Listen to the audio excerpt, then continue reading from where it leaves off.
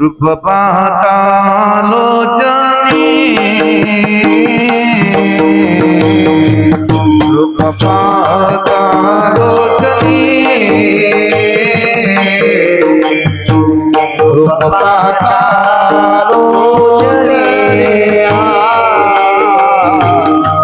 रूप पाहता लोचनी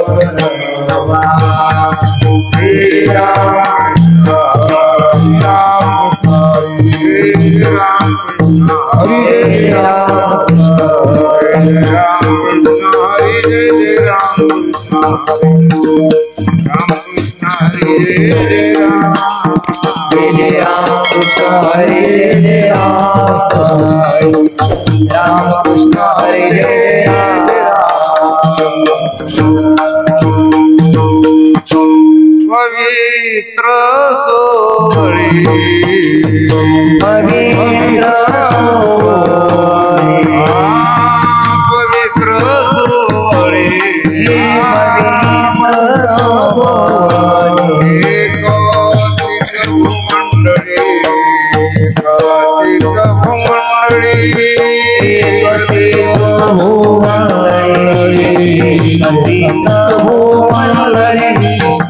पवित्र सोहळी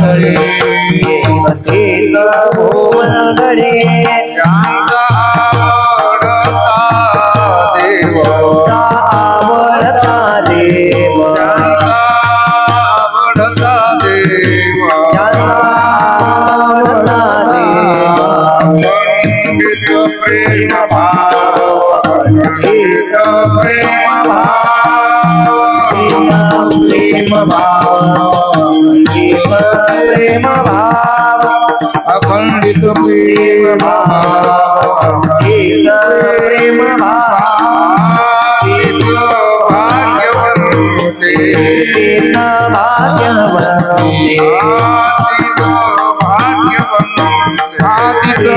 भाग्यवंते करते पुरते धनविद्ये करते पुरते धनविद्ये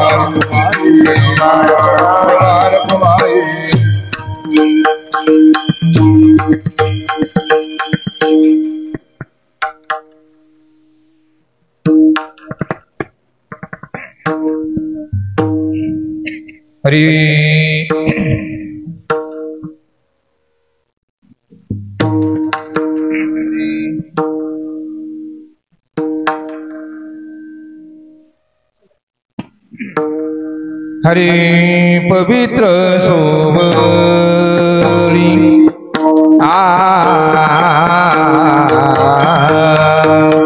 पवित्र सोवळी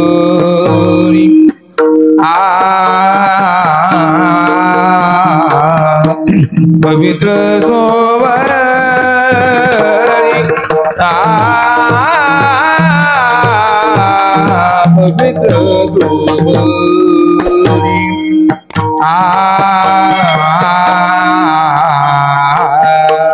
पवित्र सोवळी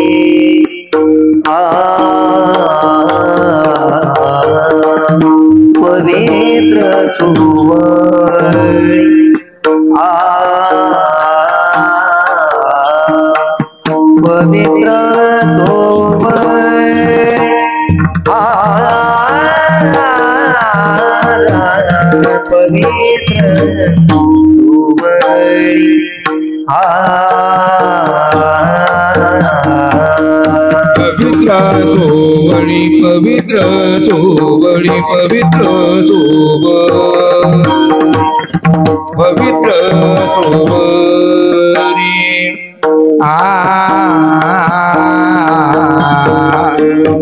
पवित्र सोवळी पवित्र सोवळी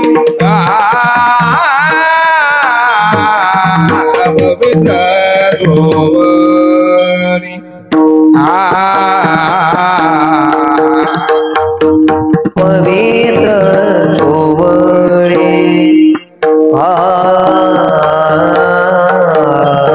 पवित्र सोवळी पवित्र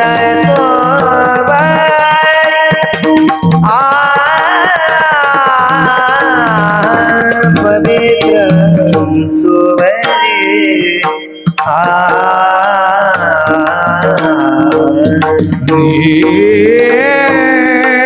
कथित भूमंडळी ये कथित भूमंडळी आवडता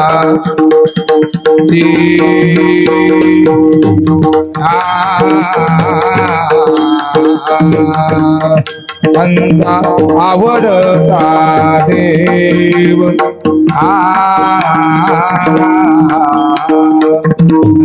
आवडता देव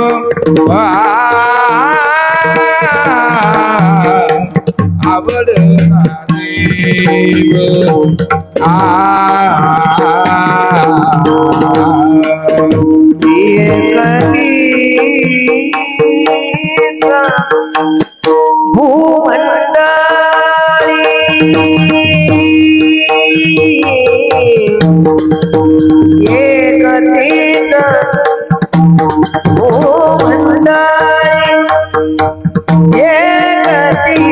भूमंडळी ज्यांचा आवडता देव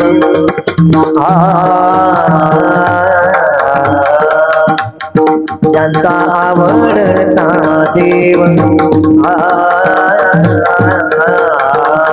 ज्यांचा आवडता देव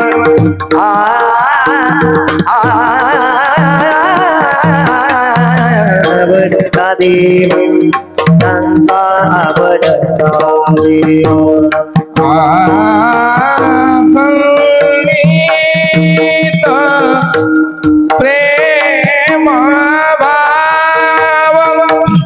प्रेम भाव प्रेम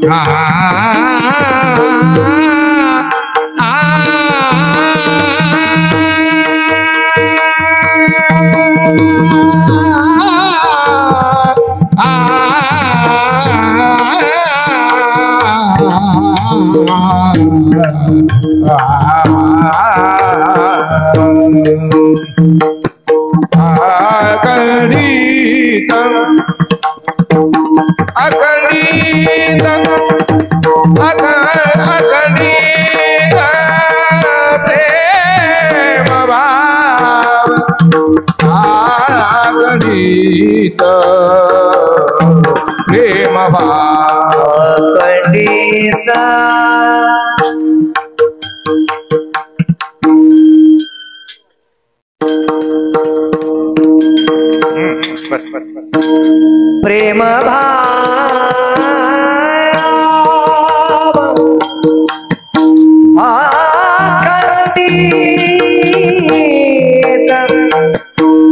प्रेम भाव अखंडित प्रेम भाव ज्यांचा आवडता देव ज्यांचा आवडता देव ज्यांचा आवडता देव ज्यांचा आवडता देव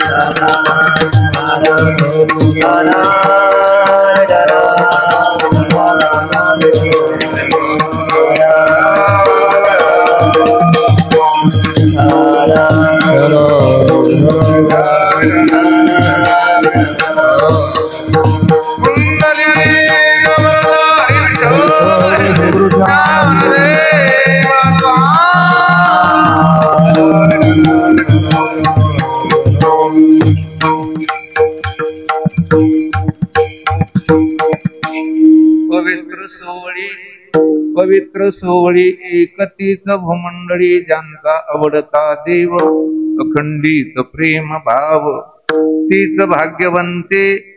तीच भाग्यवंते सरती पुरती धनवित्ते ज्यांचा आवडता देव अखंडित प्रेम भाव तुका म्हणे देवा त्यांची केली पावे सेवा ज्यांचा आवडता देव अखंडित प्रेम भाव ब्रह्मानंदं परमसुखदं केवलं ज्ञानमूर्तिं द्वन्द्वातीतं गगनसदृश्यं तत्त्वमस्यादिलक्ष्यम् एकं नित्यं विमलमचलं सर्वधी साक्षिभूतं भावातीतं त्रिगुणरहितं सद्गुरुं तन्नमामि विनायकं गुरुं नौमि साखरे नाम विश्रुतम् येषांचरण सानिध्यात् जीवा मुक्ता भवन्ति साखरे वंशविख्यातं ज्ञानदानपरायणं विनायकं गुरुं वन्दे भवबन्धविमुक्तये वंशे विभूषितकरान् नवनीरदाभात् पीताम्बराधरुण बिम्बफलाधरोष्ठात् पूर्णेन्दु सुन्दरमुखादरविन्दनेत्रात् कृष्णात् परं किमपि तत्त्वमहं न जाने श्री संताती या माता चरणावरी श्री संताती या माता चरणावरी संताती या माता चरणावरी श्री संताती या माता चरणावरी साष्टांग हे करी दंडवत साष्टांग हे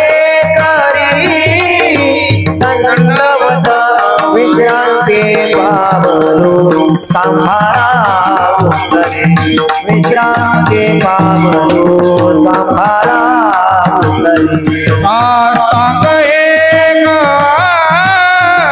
दंडवत साष्टांग एक दंडवत विश्रांती पावलो सांभाळा उतरे विश्रांती पावलो सांभाळा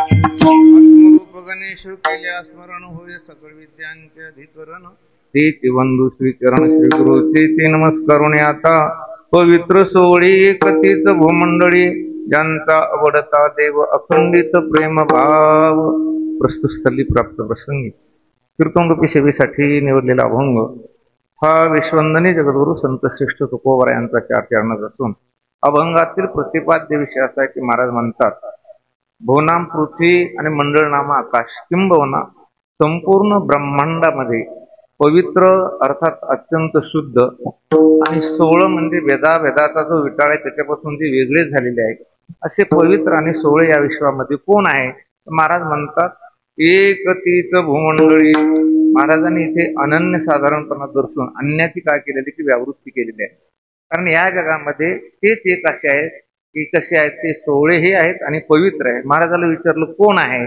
महाराजांनी सांगितलं ज्यांचा आवडता देव ज्यांना देव आवडतो असे जी काही माणसं आहेत ते पवित्रही आहेत आणि कसे आहेत ते 16 आहेत परंतु आता आपण सगळेच आपल्याला देव आवडतो म्हणून आपण कीर्तन ऐकतो देव आवडतो म्हणून आपण वारी करतोय पण तुकोबरायाने उत्तरार्धामध्ये एक बारकावा त्याच्यामध्ये घातला देव आवडतो हे खरं आहे परंतु आपल्या अंतःकरणामध्ये देवाच्या संबंधी अखंडित प्रेम भाव नाहीये महाराजांनी लिहिले ज्यांचा आवडता देव अखंडित प्रेम भाव आणि महाराज म्हणतात तेच लोक भाग्यवान आहे तेच खरे वृत्तीवाले आहे वृत्ती म्हणजे ज्यांचा उदरनिर्वाह करता केलेला जो काही प्रपंच आहे तो तेच खरे धनवान आहेत तेच खरे त्या ठिकाणी महाराज पुढे चालून वित्तवान आहेत धनवानामध्ये आणि वित्तवानामध्ये थोडासा फरक आहे धन वित्त आपल्याला एका अर्थ जरी वाचत असलं तरी ते थोडासा फरक आहे ते पुढे मी सांगणार आहे महाराज म्हणतात तेच खरे भाग्यवान आहे तेच खरे धनवान आहे तेच खरे राज्य कारभार करणारे आहेत कोण आहे ज्यांचा आवडता देव अखंडित प्रेम भाव आणि हे बघा तुकोबराने इतकं मूल्यवान या ठिकाणी मार्गदर्शन केलेलं आहे की ज्यांना अंतःकरणापासून अखंडित भगवंताविषयी प्रेम भाव आहे अशांची जर आपण सेवा केली तर महाराज म्हणतात ती सेवा त्यांचीही होते आणि ती देवाला पावते तुका म्हणे देवा त्यांची केली पावे सेवा कोणाची केली पावे सेवा देवा ज्यांचा आवडता देव अखंडित प्रेम भाव असा अभंगाचा सरळ भावार्थ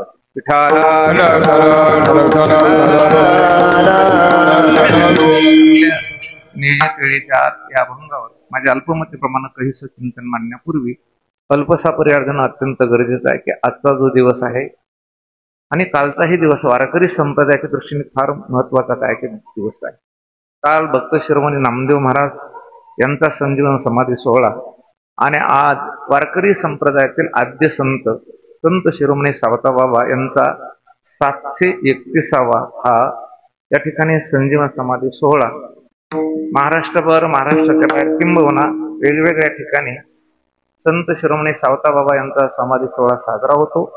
आपल्याही गावामध्ये या ठिकाणी वार्षिक सावता बाबांच्या स्मरणाच्या निमित्तानं या ठिकाणी पूर्वी ब्रह्मलीन बाबुराव दादा अर्थात अण्णा हेही सावता बाबांचे चरित्र वाचाचे नाता आमचे हरिभक्तीपरायण अद्वैत महाराज यांच्या अमृतवाणीद्वारे या ठिकाणी चरित्र आणि गेल्या बऱ्याच वर्षापासून मला वाटतं 85-86 पासून या ठिकाणी आजची जी सेवा आहे ती माझ्याकडे संत शिरोमणी सावता बाबाच्या चरणी समर्पित करण्याचं सौभाग्य मला वार्षिक लाभते.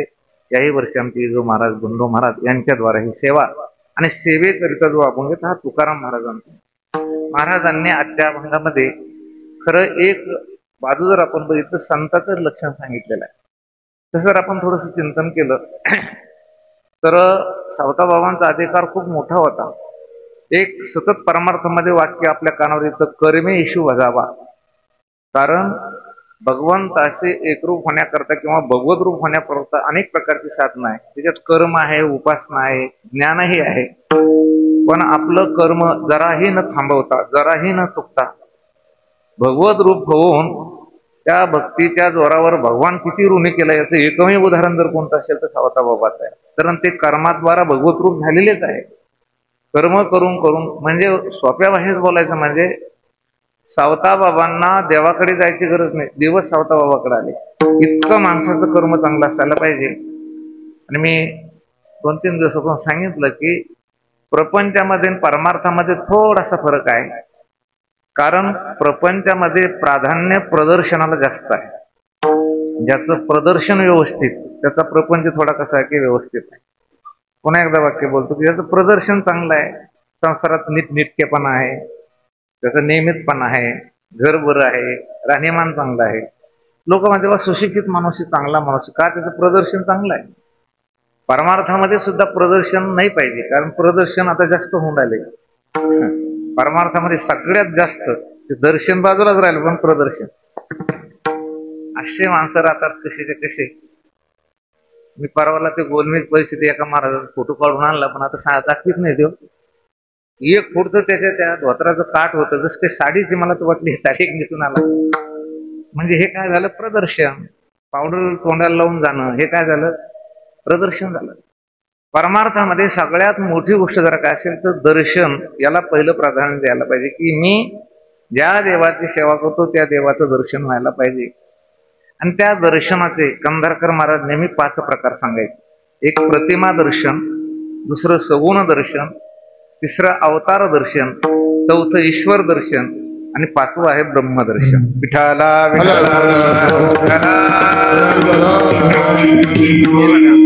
जेवढ्या जेवढ्या देव आणि देवता असतील यांच्या ज्या काही आपण प्रतिमा अगदी वेदोक्त प्राणप्रतिष्ठा त्याची करतो, हे कोणतं दर्शन आहे तर प्रतिमा दर्शन आहे.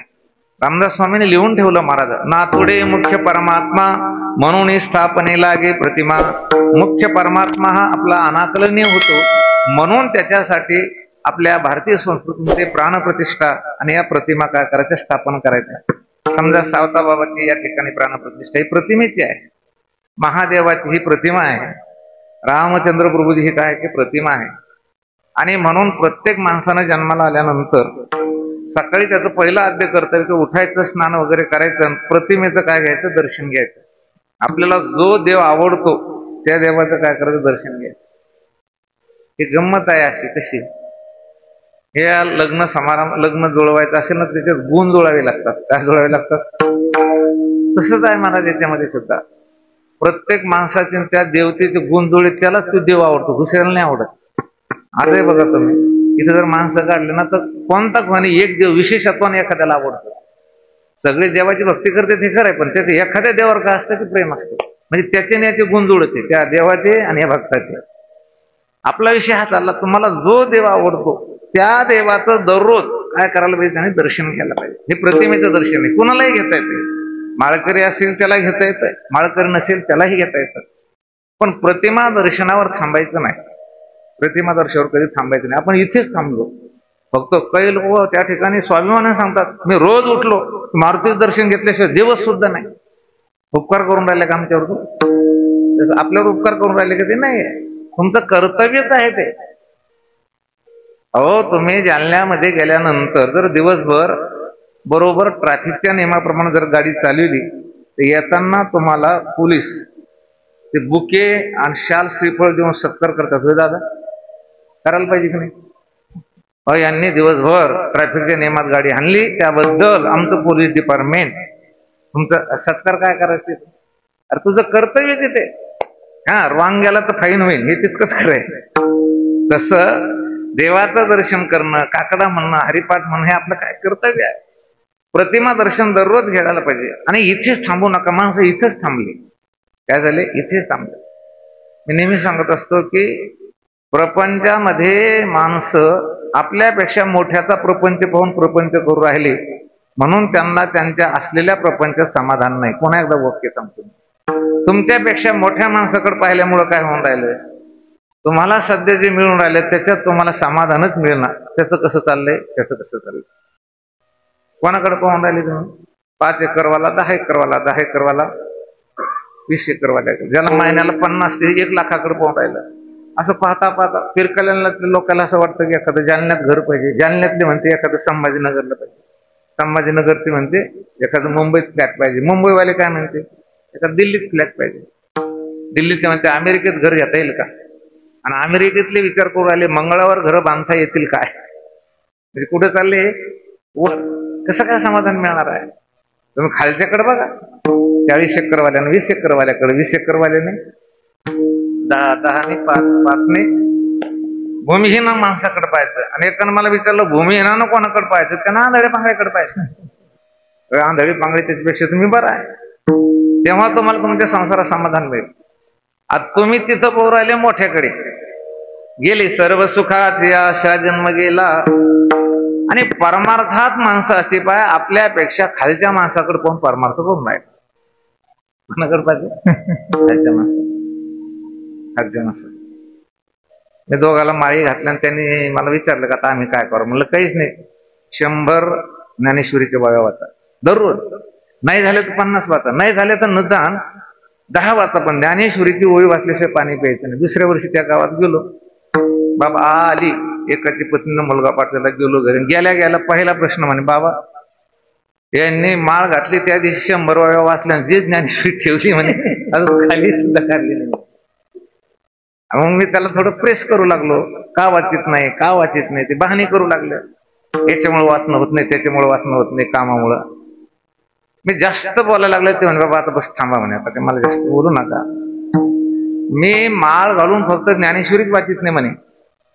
तुम्ही माझ्याबरोबर ज्याला माळ घातली ते कधी मध्ये माळ घालून दारू पितो, मग त्याच्यापेक्षा मी बरा नाही का? कोणाकडे पाहून राहिली? खालच्याकडे पाहून राहिली. आता तितक्या लांब कशाला जाता? आपल्यातल्या आपल्यातच पोहू इथली, इथंच पोहू आपण.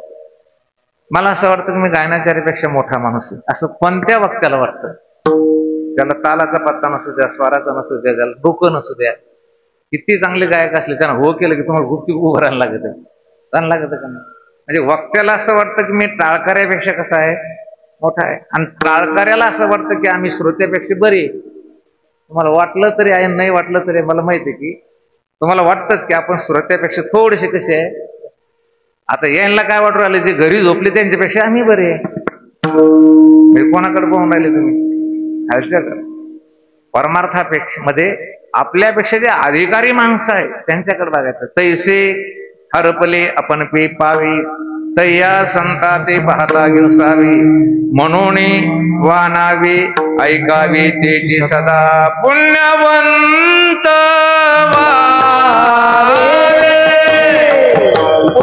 पुण्यवंत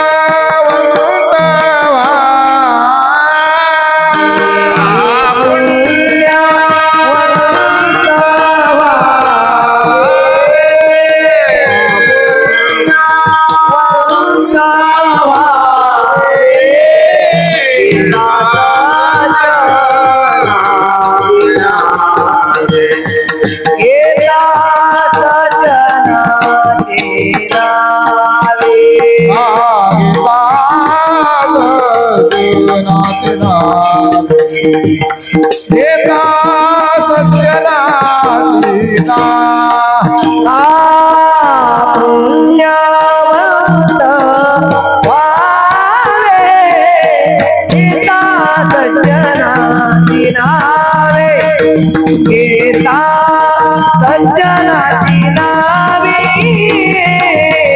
घेता सज्जनाची नावे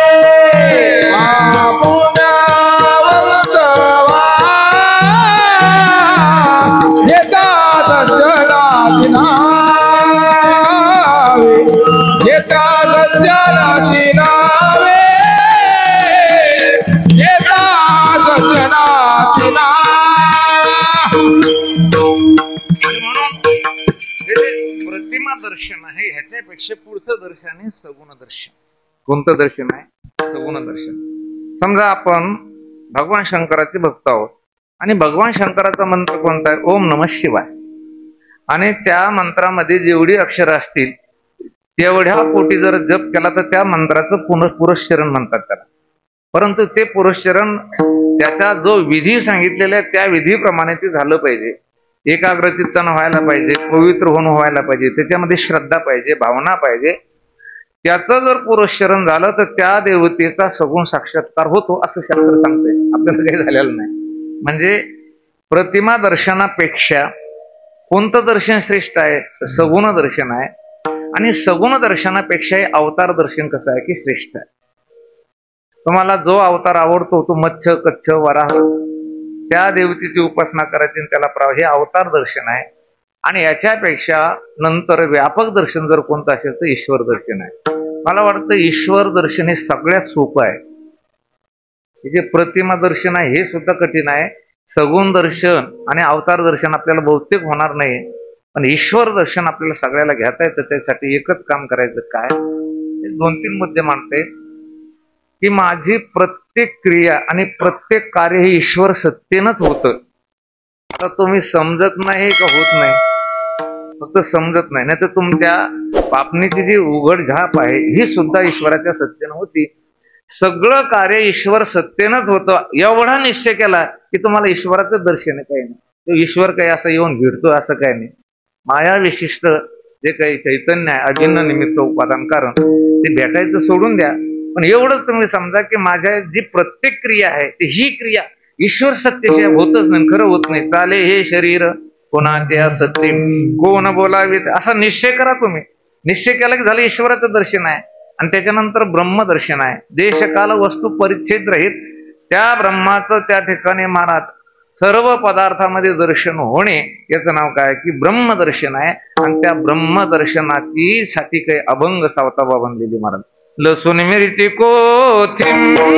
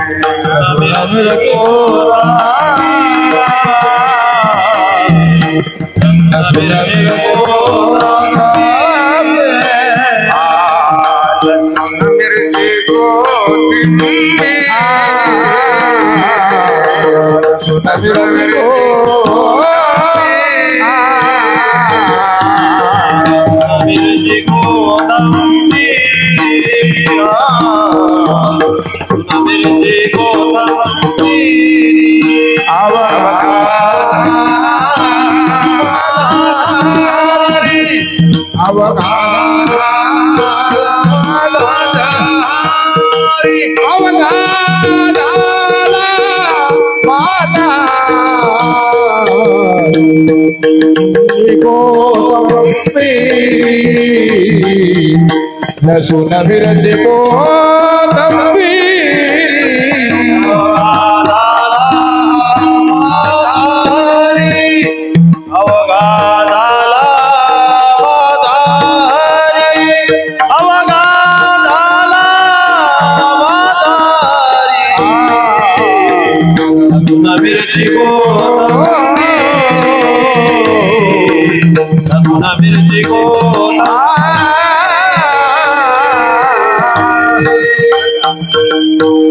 महाराजांनी कितीतरी अभंग लिहिलेले. कारण उपाधीचं दर्शन होत असतानाच अधिष्ठानाचं दर्शन होतं. पाहायचं उपाधीला, दर्शन कशाचं होतं? अधिष्ठानाचं. आता आपण उपाधीला पाहतो, उपाधीचं दर्शन होतंय. आपल्याला लसूण लसूणच दिसतंय, कोथिंबीर कोथिंबीर दिसते, बायको बायकोच दिसते, पोरग पोरगच दिसतंय. संताचं तसं नाही. पाहिलं की काय दिसतंय त्यांना? अधिष्ठान. आणि एक नियम आहे की अधिष्ठानावर कितीही प्रकारचा अध्यास झाला तरी अधिष्ठानाला काही त्याचं ओझं होत नाही आणि अधिष्ठान काही बिघडत नाही. आता गंमत असे की आपण ह्या सगळ्या उपाधीला जाऊन नजर धडकते आपली आणि त्याच्यामुळे आपल्याला अधिष्ठानाचं ज्ञान होत नाही. ज्याला ज्ञान आहे त्याचं अधिष्ठानाचं ज्ञान होत. एका म्हातारीला त्यानं इकडून तिकडून असे पैसे जमा केले. म्हातारी थोडी खंडोबाची उपासक होती आणि मग कसे तर त्याच्याकडे लाखभर रुपये साचले. त्याला वाटलं इन्व्हेस्टमेंट होईल आणि बँकेत टाकल्यापेक्षा हे केल्यापेक्षा लगेच गेली ती. त्यानं 1 लाखाचा एका तोळ्याचा खंडोबा करून आणला. अतिशय खंडोबाची भक्त होती. मग दररोज त्याची पूजा अर्चा घरात देवाऱ्यात खंडोबा ठेवला. पूजा अर्चा विधी रविवारला सगळ्या विधी करायचे. पुढे जरा बरं चाललंय चालता चालता ते दर महिन्याला पैसे असे करायचे घरातून. चालता चालता पुन्हा 2.5-3 लाख रुपये साचले. पुन्हा 3 लाख. मग आता कशात गुंतवतात. मग त्यानं कुत्र करून आणलं. खंडोबाचं वाहन खंडोबाचं भक्त कोण आहे. कुत्र. मग झालं आता खंडोबा आणि खंडोबाचं काय झालं की वाहन. आता ते महादेवापुढे नंदी पाहिजे की नाही तसं खंडोबा समोर कोण आहे की कुत्र. आणि पुढे चालून भयंकर दुष्काळ पडला. त्याला वाटलं जाऊ दे आता खंडोबा नाही काय घरात ठेवून काय करतात. घेतला खंडोबा घेतलं कुत्र. गेली सोनाऱ्या दुकानात. सोनार ते सगळं मोजलं घेतलं. म्हणे आजी खंडोबाचे झाले म्हणे 1 लाख रुपये आणि कुत्र्याचे झाले म्हणे 2 लाख रुपये. मेले म्हणे पण काही कळतं करे. खंडोबा देव आहे. कुत्र हे त्याचं वाहन आहे. कुत्र्याचा अधिकार कमी आहे. कुत्र्याचा दर्जा कमी आहे. खंडोबाचा दर्जा कसा आहे की मोठा आहे. म्हणे म्हातारे खंडोबान कुत्र तुझ्या दृष्टीनं आहे. माझ्या दृष्टीनं काय आहे सोन आहे. अमोक डमोक हे आपली दृष्टी आहे. संताची दृष्टी नाही. संताची दृष्टी जे जे दृष्टी दिसे ते ते हरिरूप हरी दासा हरी दाही दिशा. आणि या ब्रह्मदर्शनामध्ये जे सतत रममान असतात ते नेमके कसे असतात याचं चिंतन तुकाराम महाराज अभंगाच्या पहिल्या चरणात. पवित्र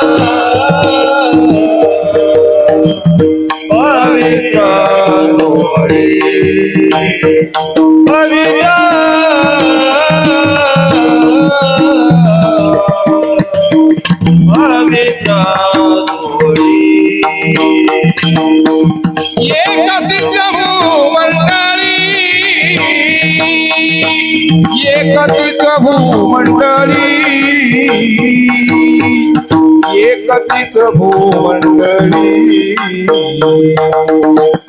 एकतीत भूमंडळी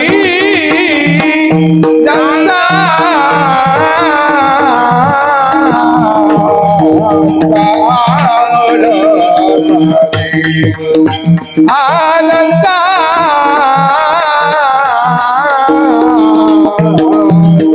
आवड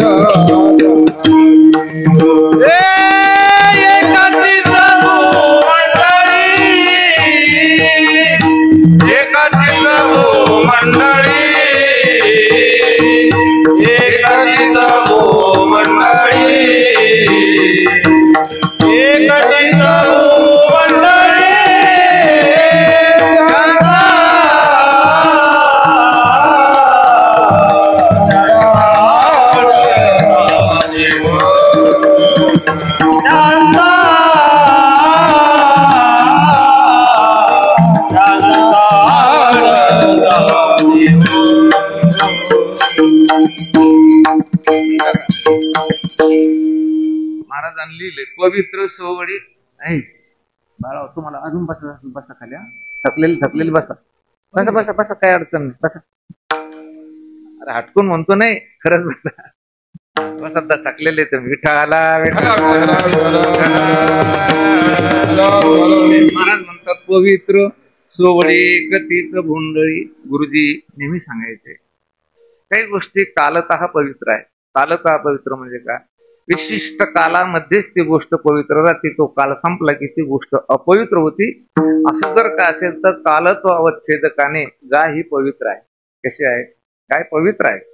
गायीची पवित्रता विशिष्ट कालामध्येच आहे. तो काल संपला की गाय पवित्र राहत नाही. कल्पना करा, गाय पवित्र कधी आहे? जिवंत अवच्छेदकाने. जिवंत आहे तोपर्यंत ती गाय पवित्र. मेली तीच गाय काय होती?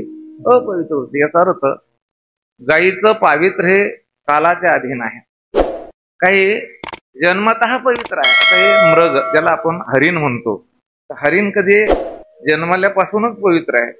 ते जन्मलं पवित्र, वाढलं पवित्र, आणि ते मृत पावलं आणि त्याचं कातडं काढलं आणि त्याच्यावर जर बसलो तर ते सुद्धा कसं आहे की पवित्र आहे.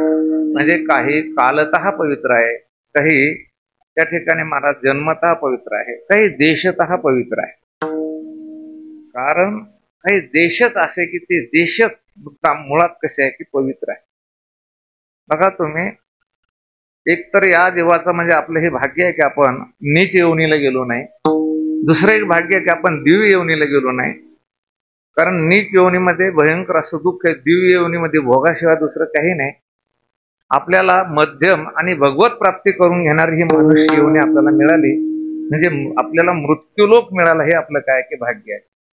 पण मृत्यूलोकामध्ये आपण अमेरिका, जपान, जर्मन, पाकिस्तान इकडे जन्माला आलो नाही, हे आपलं भाग्य आहे. भरतखंडी नरदेह प्राप्ती भारत देशामध्ये येऊन सुद्धा आपण महाराष्ट्रामध्ये जन्माला आलो, हे सगळ्यात आपलं काय की भाग्य. महाराष्ट्राचा आणि अन्य राज्याचा जर विचार केला तर महाराष्ट्रासारखी आर्थिक सुबत्ता, महाराष्ट्रासारखी भोग समृद्धी आणि महाराष्ट्रासारखं सोपं तत्वज्ञान अन्य कोणत्याही राज्यामध्ये कोणत्याही संतांना सांगितलेलं नाही. विठाला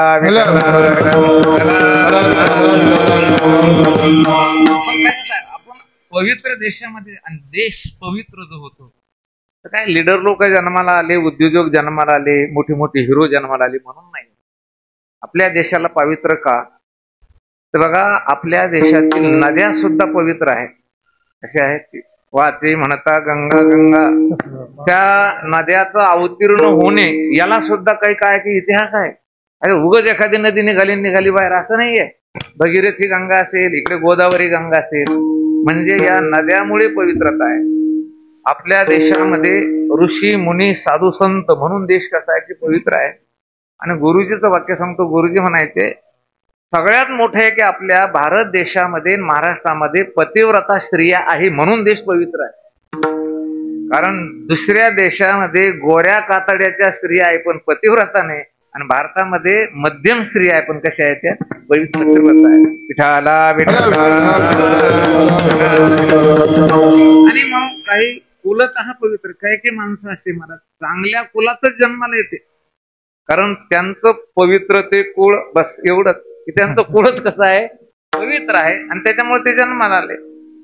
आता मोठ्या मोठ्या घरामध्ये आता कल्पना करा, साधक आश्रमामध्ये जन्माला आली जेवढी मुलं आहे ती कशी आहे पवित्र. देगलूरकर घराण्यामध्ये जन्माला आली जी मुलं आहे ही कशी आहे पवित्र. ही कुलतः पवित्रता आहे.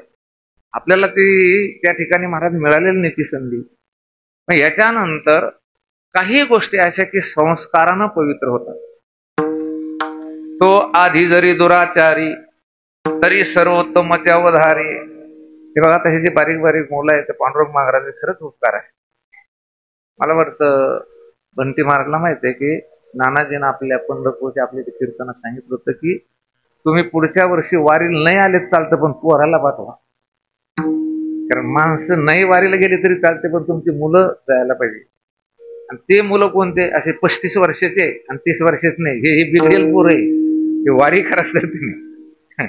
कोणते की ज्या मुलांना चलता येते 15 वर्षाच्या आत, कारण त्यांच्यावर संस्काराची काय की गरज आहे. मात्र कितीही वाईट मनुष्य असला एक नियम आहे की अंतःकरण वृत्तीमध्ये जो संस्कार बलवान होईल त्याचं प्राधान्य वाढतं आणि दुर्बल संस्कार निघून जातात. चांगले संस्कार अंतःकरणात बुद्धिगत झाले की वाईट संस्कार आपोआप काय होतात, निघून जातात. महाराजांनी लिहिलंय, जन्मना जायते शूद्रा संस्कारात बीज उच्यते. जन्माने शूद्र जरी असला पण जर त्याच्यावर संस्कार झाले तर तो संस्कारानं ब्राह्मण होऊ शकतो.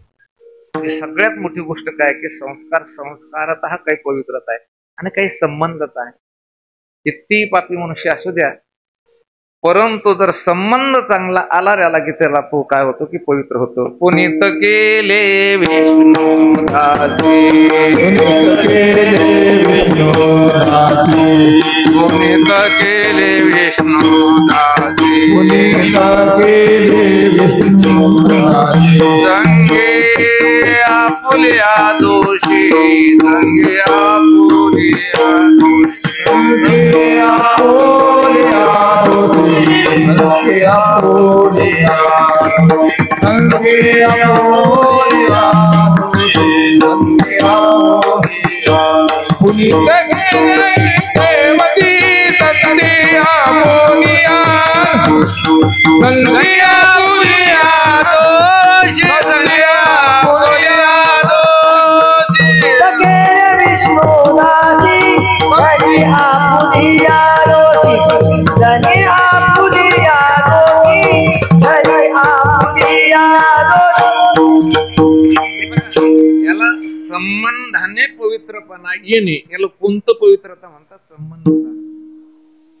मी परवाला सांगितलं त्या पांगरीमध्ये की काही काही गोष्टी वक्त्याकडून काय होतं की डबल डबल डबल पुन्हा पुन्हा येते, याला पुनरुक्ती असं आपण म्हणतो. पण पुनरुक्ती काय होते सांगू का, की तुम्ही विसरता म्हणून. पुनरुक्ती काय होते, मला एखादा कीर्तनकार एखादा वक्ता असं दाखवा की त्यानं कीर्तनातून असं सांगितलं, कसं बापा हो काय असो का नसो, माळी घाला नका घालू, भजन करा नका घालू, पण बायको जीव लावा, बायकोला सांभाळा बरं का.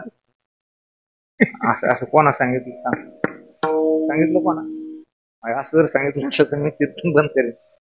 पण का सांगितले लोक वेडे कसं काय, महाराज लोकांना एवढं करायला पाहिजे ना, बायकोला जीव लावा सांगावं, बायकोला सांभाळा सांगा. होय करा नका तुम्हाला कीर्तन, अरे सांगायची गरज नाही, तुम्ही अगोदरच जीव लावता. हा जीव कोणाला लावा म्हणायला लागतं, ऐ म्हातारीला सांभाळ, म्हातारीला सांभाळ, आई वडिलाला जीव लाव. तसं वाईट गोष्ट जी आहे ती सतत तुम्ही त्या ठिकाणी न विसरता त्याच्यात तुम्ही अनुकरण करता, तर त्या बाबतीत काही सांगायची गरज नाही. पण चांगली गोष्ट नेहमी नेहमी विसरतात आणि म्हणून सांगावं लागतं. मी नेहमी सांगत असतो की लहान लेकराला घरात बळजबरीने न्यावं लागतं आणि बाहेर आपोआप येतं. तसं अनात्माकार आणि दोषाकार वृत्ती आपोआप होती आणि आत्माकार वृत्ती आणि चांगल्या संस्काराची वृत्ती प्रयत्नानं काय की करावी लागते. आत घातलं की बाहेरच येत आवडत. असं कीर्तनात असं नेऊन घाला, उठलं की गेलं पुन्हा ते बाहेर. याच्यासाठी संबंधतः पवित्रतेसाठी एक दृष्टांत सतत माऊलींना दिला होतो, मी नाही दिला. लोखंड असं तोळ्यावर आणते माणसं का क्विंटल लावून,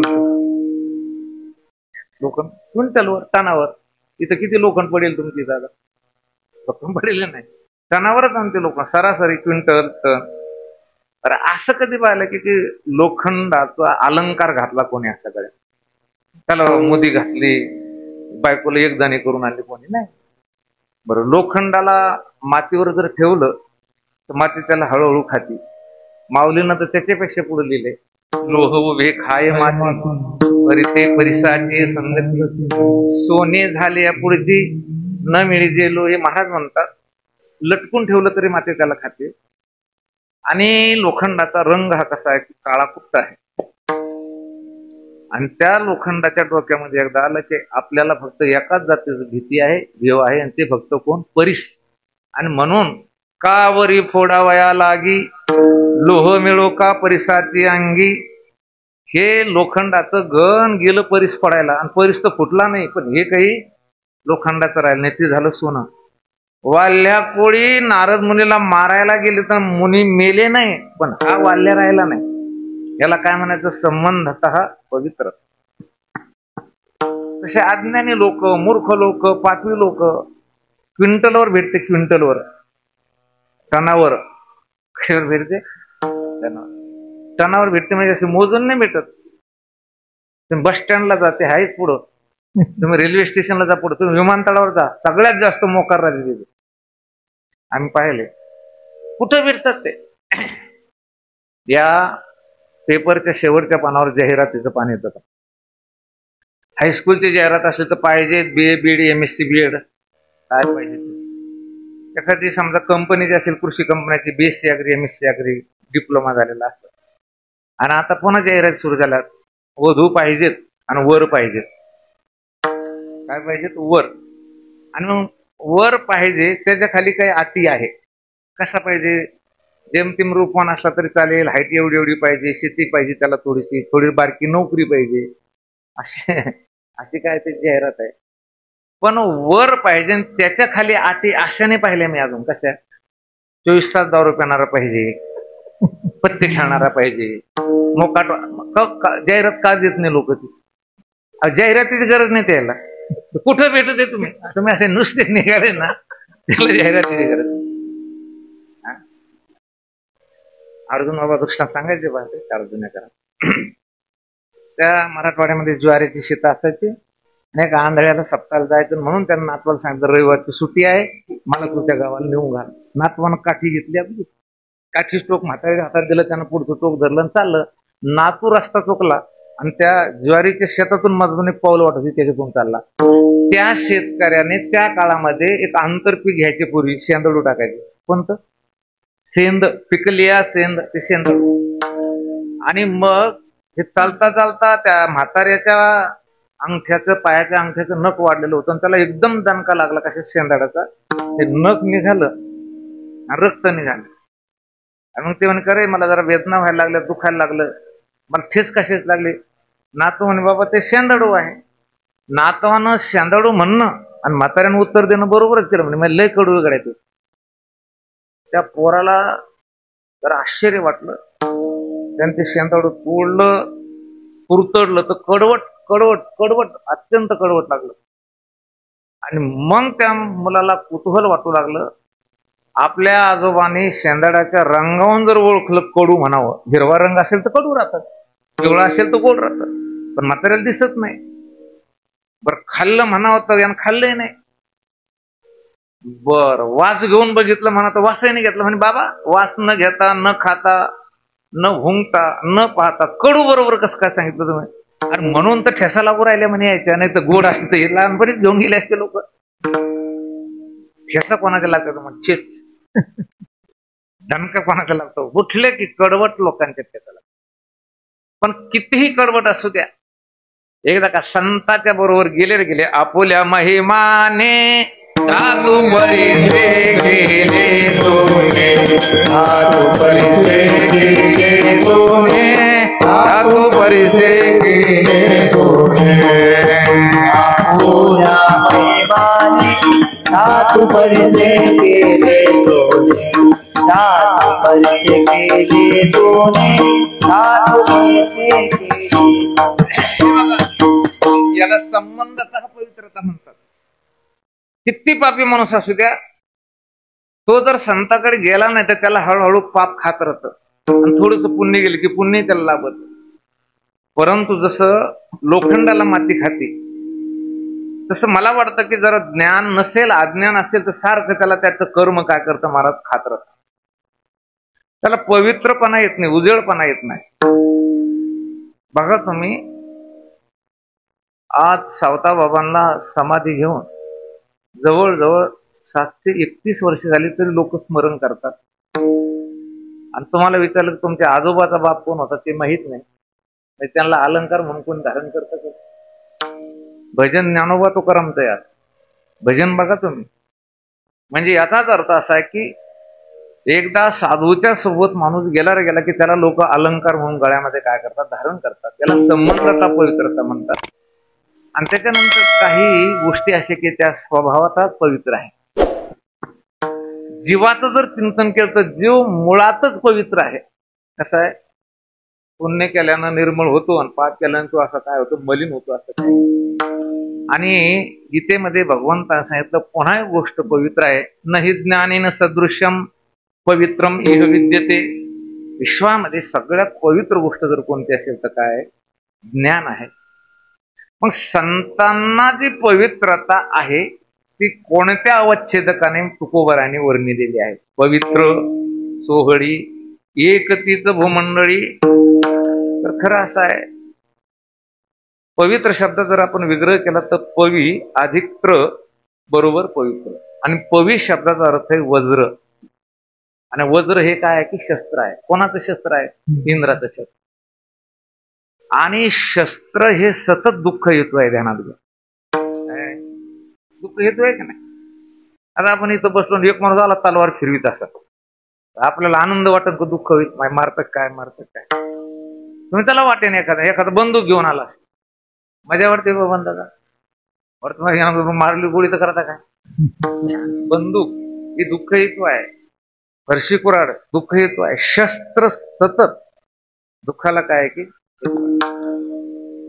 पवी शब्दाने इथे आपल्याला वज्र घ्यायचं, आणि वज्र दुःख हेतू आहे. आणि त्या वज्राचा जर आपल्याला अर्थ लागत नसेल, शास्त्रामध्ये लक्षणं सांगितलेली आहे. वाच्यार्थाने जर समजा वक्त्याच्या बोलण्याचं तात्पर्य आपल्या अनुभवाशी जुळत नसेल तर तिथे काय करायला पाहिजे? लक्षणं. आणि लक्षणं कुठेही नाही करायला पाहिजे. शक्य संबंध लक्षणं कुठं नाही करायची. सांगतो तुम्हाला थोडं थोडं. कीर्तनाला उभं राहायचं, डोक्यात टोपी घाला. काय करा? डोक्यात टोपी घालायची की डोक्यावर घालायची? डोक्यावर घालायची. त्याचे म्हणलेले की गंगायाम घोष प्रतिवस्ती, गंगेवर गौडवाडा आहे असं वाक्य आहे.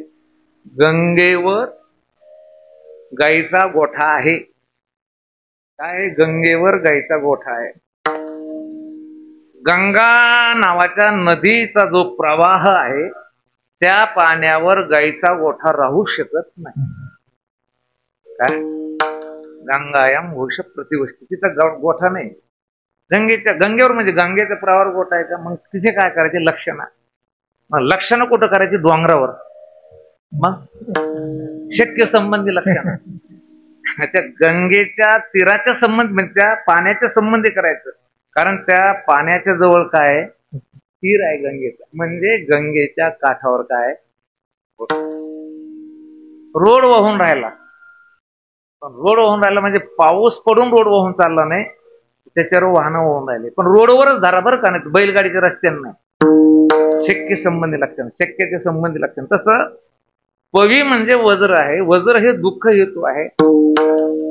आणि दुःख हेतू काय? त्या दुःख हेतू असल्यामुळे त्या दुःखाच्या संबंधी जर चिंतन केलं तर तिथे अज्ञानाचा संबंध येतो. कोणाचा संबंध येतो? दुःखाला कारण शस्त्र आहे का अज्ञान आहे? आता काय? अज्ञान आहे. तुम्हाला सगळ्याला माहिती की दुःखाला कारण काय आहे? अज्ञान. एक वर्ग असा आहे, तो म्हणतो पदार्थाचा भाव सुखाला कारण, पदार्थाचा अभाव दुःखाला कारण. पदार्थाचा भाव सुखाला कारण, पदार्थाचा अभाव दुःखाला. पदार्थ म्हणजे पदस्य अर्था पदार्थ. पदाचा जो अर्थ असतो त्याला काय म्हणायचं? पदार्थ म्हणजे झोडायचं, खायचीच नाही. आता मंडप आहे, मंडप हा पदार्थ कशाचा अर्थ आहे? मंडप पदाचा अर्थ म्हणजे मंडप. मृदंग पदाचा अर्थ म्हणजे. म्हणून जगात एरती मायके काय अनेक न लगे मायिक पदार्थ. महाराज पदार्थ म्हटले त्याला. म्हणून चिंतन हे सुरू आहे आपलं काय की सुख दुःखाला कारण पदार्थाचा भाव अभाव नाही. गाडी असली की सुख, गाडी नसली की दुःख. बंगला असेल सुख, बंगला नसेल दुःख. बायको असेल सुख, बायको नसेल दुःख. मुलगा असेल सुख, मुलगा नसेल तर. दुसरा एक वर्ग काय म्हणतो, त्याच्यावर नाही रे बापा, पदार्थावर नाही. पदार्थ अनुकूल असेल तर सुख आणि प्रतिकूल असेल तर दुःख. बरेच लोक म्हणते आम्हाला पोर नसते दिले, देवाना तर लय सुखी राहिला असतो. त्याला पोर आहे पण ते प्रतिकूल आहे. साखर कारखान्यात चेअरमनला साखरेची चहा कधीच घेतात नाही, कारण एवढी साखर आहे पण ती काय नाही, अनुकूल नाही. आणि तिसरा एक वर्ग असं म्हणतो की पूर्वजन्मीचं पाप असेल तर दुःख आणि पुण्य असेल तर सुख. आणि वेदांत तत्वज्ञानाने त्याची व्याख्या लावली, आत्मस्वरूपाचं अज्ञान असेल तर दुःख आणि ज्ञान असेल तर काय. म्हणजे याचाच अर्थ असा आहे की दुःख हेतू जर काय असेल या जगामध्ये तरी काय की अज्ञान. म्हणून बिलकुल डोक्यातून काढून टाका, याच्यामुळं मला दुःख आहे, शेजाऱ्यामुळं दुःख आहे, आणि बायकोच बरोबर आहे म्हणून दुःख आहे, पोरगा दारू पितो म्हणून दुःख आहे. तुमचं अज्ञानच तुमच्या दुःखाला काय कारण. अज्ञान नसेल ना तर अत्यंत प्रतिकूल परिस्थितीमध्ये सुद्धा माणसं कसे की सुखानं जीवन जगतात. आणि म्हणून कवी शब्दाच्या शब्दवृत्तीचा संबंध टाकून लक्षणावृत्तीने तिथे आपला अर्थ घ्यायचा. अज्ञान अंतरत्रायते तर नाशेन रक्षती तस्मात पवित्र. म्हणजे काय, त्या अज्ञानाच्या पासून जे तुमचं रक्षण करतात, किंबहुना अज्ञानाचा नाश करून जे तुमचं रक्षण करतात त्याचं नाव काय, विठ्ठला. साधूचं साधुत्व, संतांचं संतत्व कशामध्ये सांगू का, की तुमच्याकडे असलेलं जे अज्ञान आहे त्याचा नाश करायचा आणि त्या अज्ञान रूपी राक्षसापासून तुम्हाला रक्षण करून तुम्हाला त्या ठिकाणी आत्मानंद प्राप्त करून द्यायचा. याचं नाव काय की पवित्र. म्हणून पवित्र. पुढे महाराजांनी लिहिलं सोवळी. सोवळी म्हणजे सोवळं घातलं, इथं सोवळं आहेत, परंतु तुकोबरायाच्या भाषेत जर बोलायचं झाल्यास आता हे सोवळे झाले त्रिभुवन, आता हे सोवळे झाले त्रिभुवन, झाले त्रिभुवन, आता हे सोवळे झाले त्रिभुवन.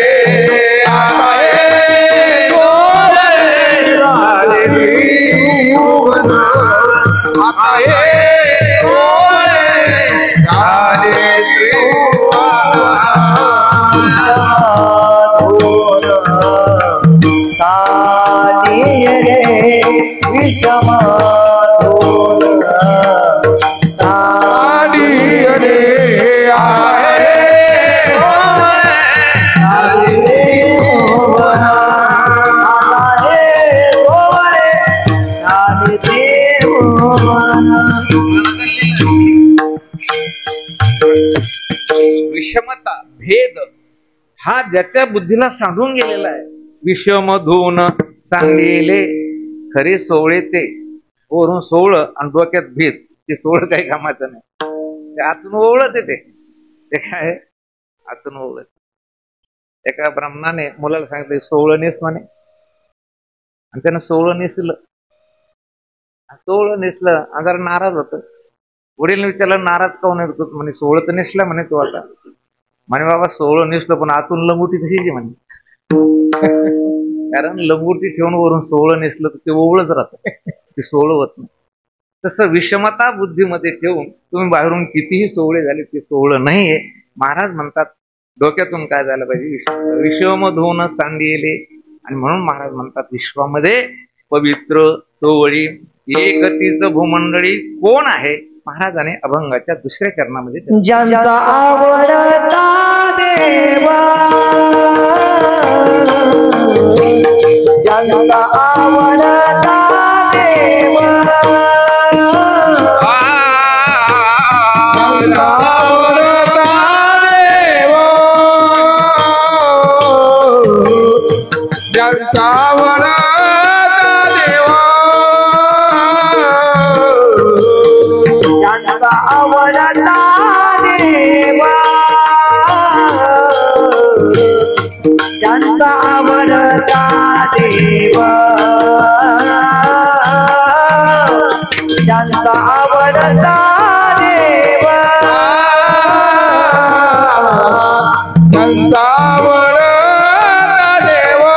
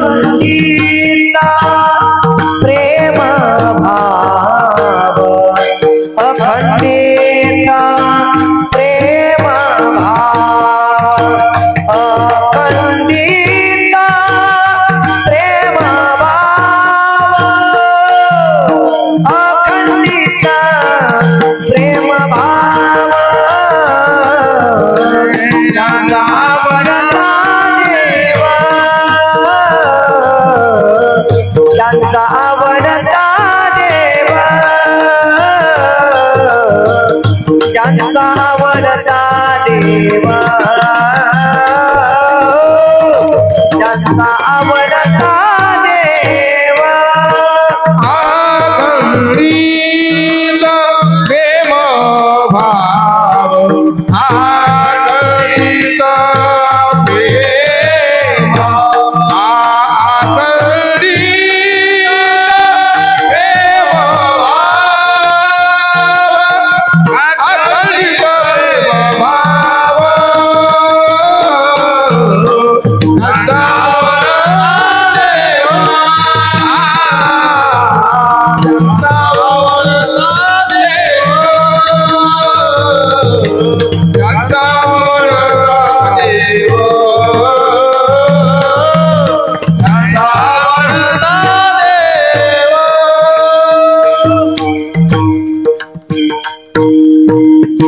पवित्र सोवळी एकतीच भूमंडळी कोण ज्यांचा म्हणजे कोणाचा आवडता देव. आता आपल्याला देव आवडतो, परंतु देवाची जी आवड आहे आपल्या अंतकरणामध्ये ही काही तात्कालिक स्वरूपाची आहे. परवा कालच आज सकाळीच घोळून घेतली. याचे कुळ माझे गेले हरपोने आणि श्रीरंग वाचूने आणून आवडे. अणू एवढा सुद्धा अनात्म पदार्थ मला आवडत नाही. किती अणू एवढा अनात्म पदार्थ. आपलं जर सगळं चेकअप केलं तर आपल्याला अणू एवढा देव आवडला तर आवडला, नाही तर बाकी सगळा अनात्माच आवडतो. ही या ठिकाणी तुकाराम महाराजांनी मांडणी केली. अखंडित प्रेम भाव. परवाला त्या गोलमेज परिषद झाली तिथं वारकऱ्यांची महाकीर्तन करायचे. संत साहित्याचे अभ्यासक सदानंद मोरे यांनी फार सुंदर मांडलं आणि तो विषय होता जातीवादावर. त्यांनी सांगितलं की तुकाराम महाराजांना स्पष्ट अभंग दिला. माझे जातीचे मज भेटो कोणी आवडीची धनी फेडावया. आता जात कोणती ठरवायची? तुकाराम महाराजांनी कोणता शब्द वापरला की माझ्या जातीचे मला भेटायला पाहिजे. आणि कशासाठी? की माझ्या मनामध्ये जी आवड आहे ती आवड बोलून दाखवायला. त्याचं उत्तर दुसऱ्या चरणात आहे. आवडे जा हरी अंतरापासून. तीच एक जात आहे कोणती की ज्यांना ज्यांना अंतःकरणापासून हरी आवडतो असे लोक माझ्या जातीचे, असे सगळ्या संतांचं काय की वर्णन. आणि म्हणून महाराजांनी लिहिले अखंडित प्रेम भाव तीच भाग्यवंते सरती कृती धनविद्ये. बघा, पैशावाले कीर्तनकार गाड्यावाले घोड्यावाले भाग्यवान नाही. फक्त ज्यांना ज्यांना देव आवडतो आणि अखंडित मनापासून प्रेम भाव त्यांचा देवावर आहे. महाराज म्हणतात तेच खरे भाग्यवान आहे, तेच खरे धनवान आहे. तेच कारण आता ह्या सगळ्या संपत्तीच आहे. शारीरिक संपत्ती आहे, शेती संपत्ती आहे, कॅश नोटा याला काय म्हणतात धन आहे. महाराज म्हणतात हे सगळं जर जगामध्ये कोणाकडे असेल तर महाराज म्हणतात ज्यांचा आवडता देव. याच्यावर बरंच चिंतन. तुकाराम महाराज काय म्हणतात माहितीये का? तीही त्रिभुवने आणि आम्ही वैभवाचे धनी. हाताला घावडावा आमचा माय बाप देव. काय त्रिभुवनी बळ अंगी आमोच्या सकळ. आणि तुका म्हणे सत्ता अवघी आमोचीचा आता. कारण खरा श्रीमंत कोण आहे? की ज्याच्याकडे सत्ता आहे, ज्याच्याकडे बळ आहे आणि ज्याच्याकडे काय की महाराज राज्य आहे, तो खरा आहे. मग आता तिन्ही त्रिभुवनाचं आमचं राज्य. त्रिभुवनात कोणाचं बळ नाही तेवढं बळ आमच्या अंगामध्ये. आणि आता आमची सत्ता सगळी आमचीच आहे, पारमार्थिक सत्ता. म्हणून महाराज म्हणतात तीच भाग्यवंते सरती पुरती धनविद्ये. आणि हे बघा, असा जो कोणी महात्मा असेल, असा जो कोणी साधू असेल, त्यांची जर सेवा केली तर त्यांची होती. देवाला पावते अभंगाचं शेवटचं चरण. म्हणे देवा तू का म्हणे देवा तू का म्हणे देवा तू का म्हणे देवा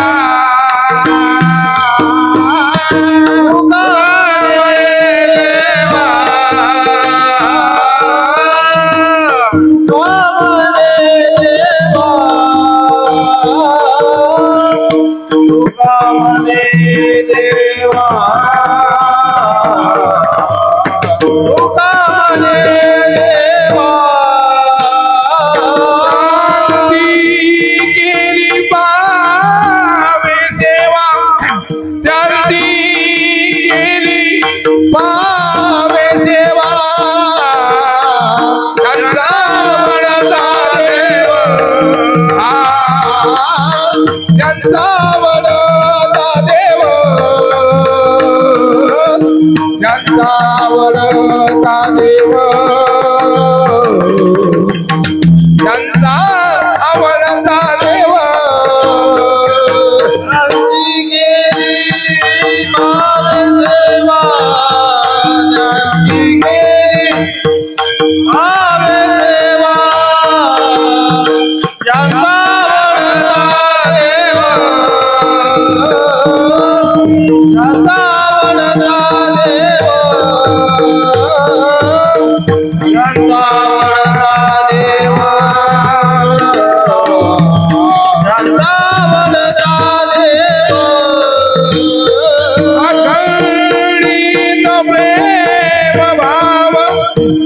अखंडित प्रेम भाव त्यांचा आवडता देव त्यांचा आवडता देव त्यांचा आवडता देव लता देव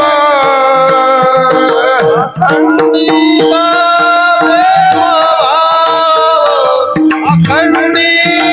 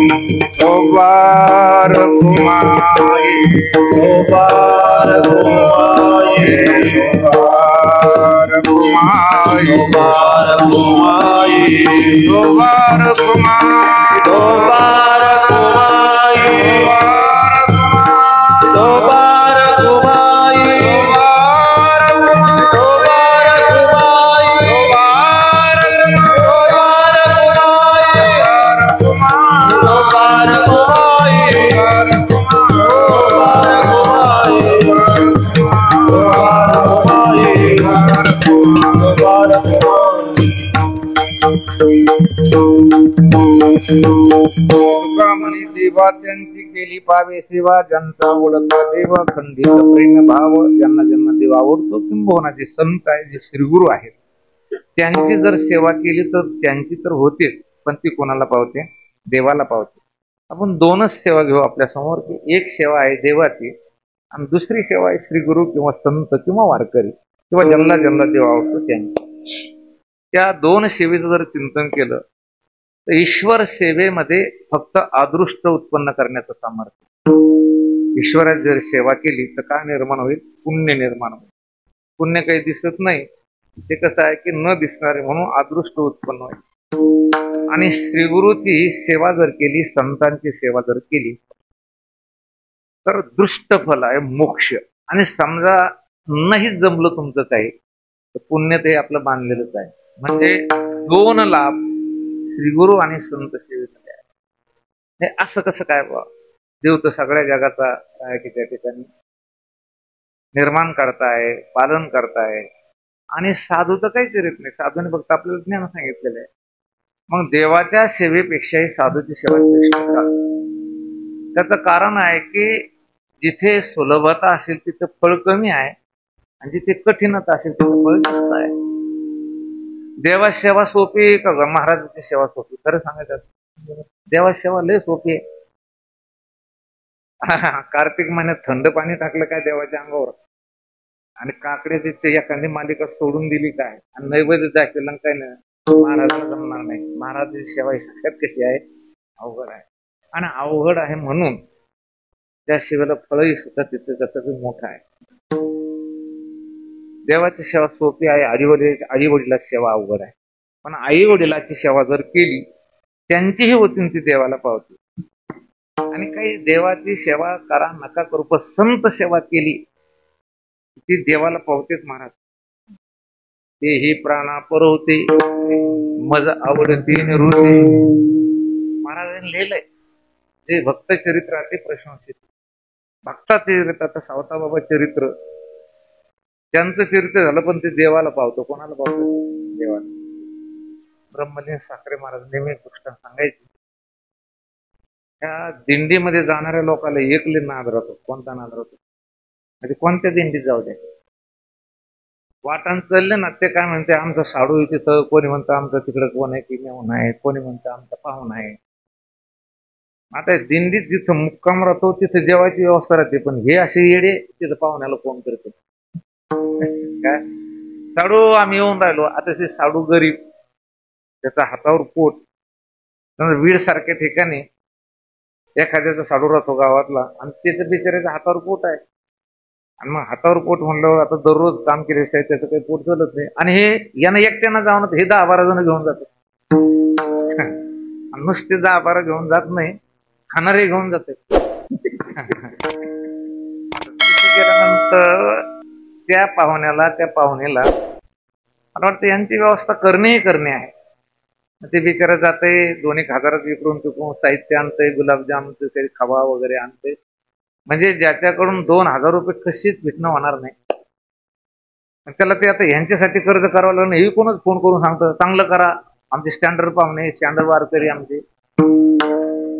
आणि मग ते जेवण वगैरे झाले. ते बुद्धिवान लोक जे काय करतात माहितीये का, ते विचार करते कडे आता या माणसाला 2,000 काढायला कधीच निघत नाही, आता वर्ष गेलं तर निघणार नाही. बरं कहो तुमची गरिबी राव, तुम्ही आम्हाला आता खवा आणून गुलाबजाम करून खाऊ घातले, असं करा, हे 2,000 रुपये घ्या. काय म्हणेन तू पाहुणा? ते म्हणून का हो आम्हाला पैशांमुळे उरलं काय, आम्हाला काही माणूस काय आहे का नाही? बरं नाही द्यावा पैसे, ते पाहुणा अडचणीत येते. म्हणून शहाण्या वारकऱ्यांनी काय करायला पाहिजे, तिथून निघले त्याला राहते 4 पोरं, चौघांना 5-5 जणांना एका पोराच्या हातात 100 रुपये द्यायचे. 100 रुपये दिले म्हणजे आपण जेवण केल्याचे पैसे दिले असंही होत नाही काय, आणि त्यांनाही अडचण येत नाही. साखरे महाराज फार सुंदर सांगायचं. तसं संतांची जर सेवा केली तुम्ही, त्या लेकराच्या हातात पैसे दिल्यासारखे, तुम्हाला न करता आपोआप कोणाची सेवा करते महाराज. आणि म्हणून सगळ्यात मोठी सेवा, तुका म्हणे संत सेवा हे देवा उत्तम, तुका म्हणे देवा त्यांची केली पावी सेवा. बघा, बैला निमंत्रण देऊन तिला नाही जेव घातलं, तिच्या मुलाला जर जेव घातलं ते तृप्त होते. आणि म्हणून प्रत्येकानं संत सेवा करायला पाहिजे. काही लोक म्हणतात आता संतच राहिले नाही तर नका करायला, जाऊ द्या. ज्ञानेश्वरी गाथा, नाथांचं भागवत यांचं जरी आपण पारायण केलं तर निश्चित ते देवाला पावतंय. म्हणून ज्यांचा आवडता देव अखंडित प्रेम भाव, ज्ञानेश्वर माऊली ज्ञानेश्वर माऊली ज्ञानेश्वर माऊली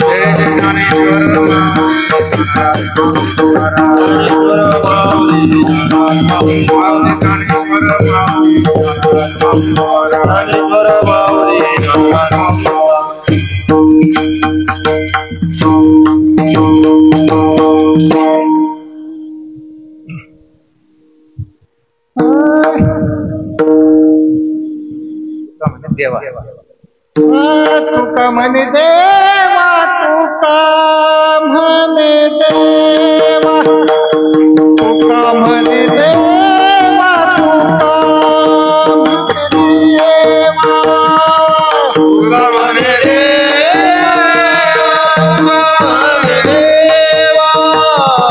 तुका म्हणे देवा, तुका म्हणे देवा, तुका म्हणे देवा,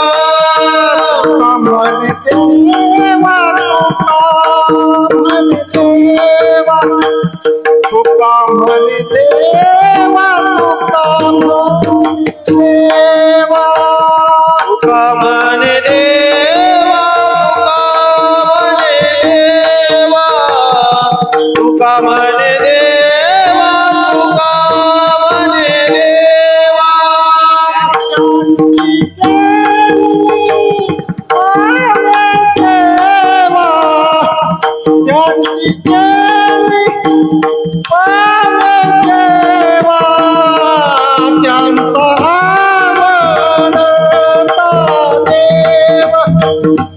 त्यांचा आवडता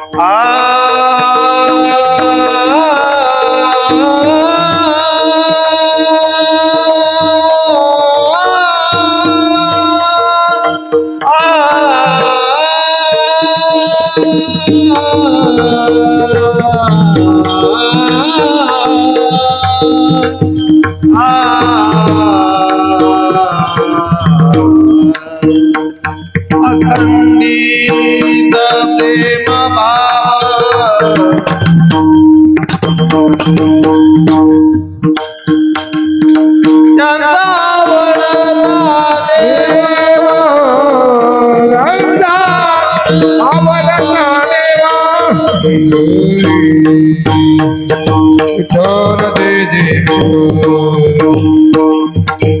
जय विठ्ठल जय जय बोली लिहिली कुरे वेळे वाकोडे उत्तरे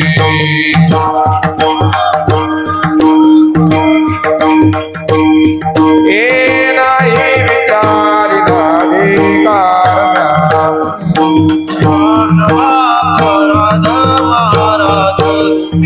तुका म्हणे जाणे स्वराला का माया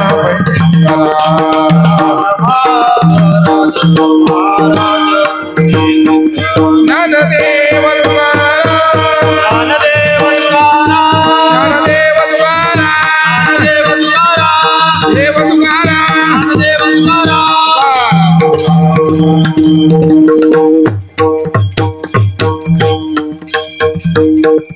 नदी कमलधारी विठ्ठल श्री गुरु ज्ञानदेव तुकाराम ज्ञानेश्वर महाराज हरिनाथ भगवान।